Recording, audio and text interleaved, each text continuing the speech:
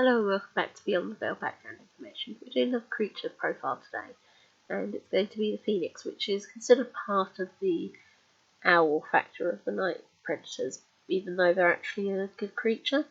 So we'll be doing the usual. I'll be giving you a quote from some story where they're mentioned, and then I'll discuss the background information that helped me develop this creature in the Veil, and then I'll give you a species profile about them being in the Veil. The Storm family were once the kings of the mountains, you know. The dragons feared us because we held captive the last of the phoenix and kept them wreathed in flames. But then those iron-mouthed Mongols ruined it all, and the people begged us to free the birds so they could bring prosperity back. But it was your father's bloodline that forced us and ruined us. Quote from Storm in the Crooked Serpent.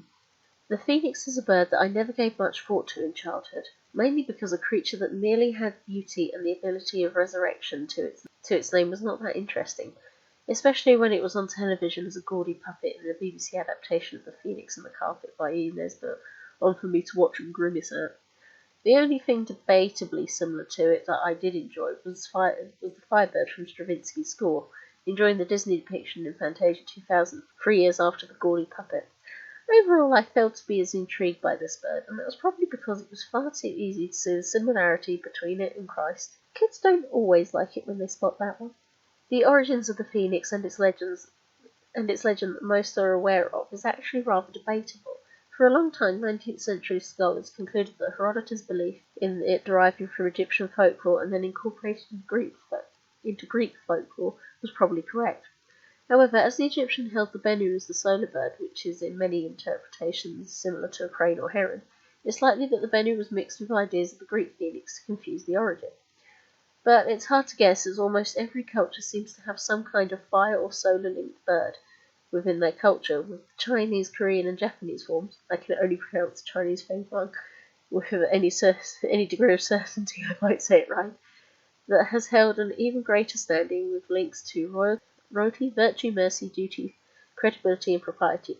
These last 5 said to be symbolized by parts of the beast's body. Aside from this, the phoenix has been deemed similar to the Russian firebird, the Indian garuda, the Persian simurgh, the Georgian paskunji, and well, there are others too, but I doubt I can pronounce them correctly.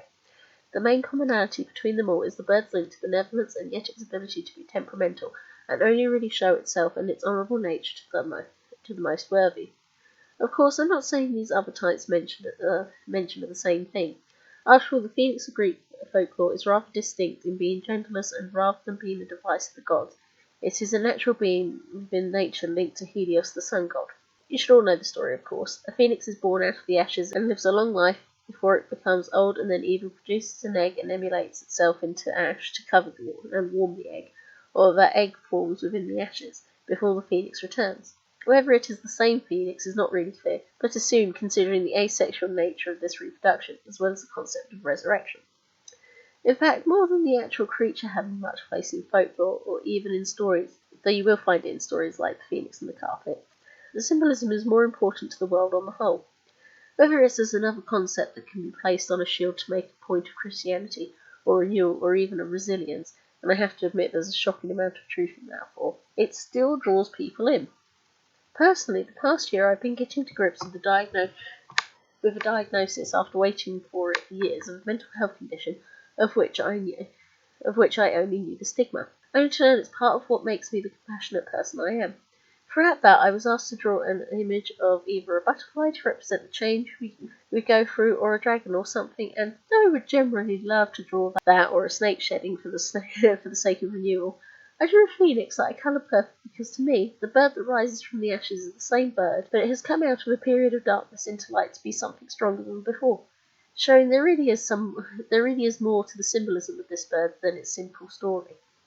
Anyway, in the Veil, they're rare, attached to angels and connected to the balance of life and death, good and evil, and the sun's power upon the earth. Here's a little bit about them. Side, light, created by Archangel Ariel, created for eating dragonfire and keeping the balance of the seasons, growth and the power of the sun in places. Created when, in battle with a dragon demon, they turn the flowers it burnt into phoenix, and their ability pushed the dragons out of the land, and they healed the land by absorbing the dragon's fire.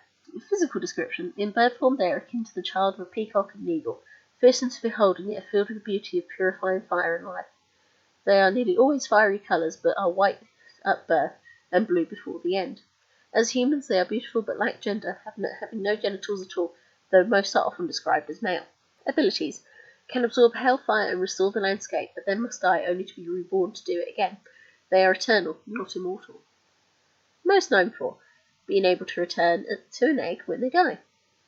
Weaknesses: dragon poison can kill them and stop the cycle, so can being trapped in a flame of sacred fire. Number: there were only ever 100, but in recent years there has been only 72 accounted for. Well-known beings: Galeno the Milan model. Characters and stories: Galeno is the partner of Tommaso Pipistrello and will make a few mentions and appearances. I'm also hoping to write them a story soon. Final comments. It's amazing how many myths and creatures end up being perfect Christian symbolism, whether good or bad, but the phoenix is, as much as it's a boring creature in many ways, it's very much one of those where the symbolism can take you anywhere and be used for anything. So, hope you found this interesting. Thank you. Bye.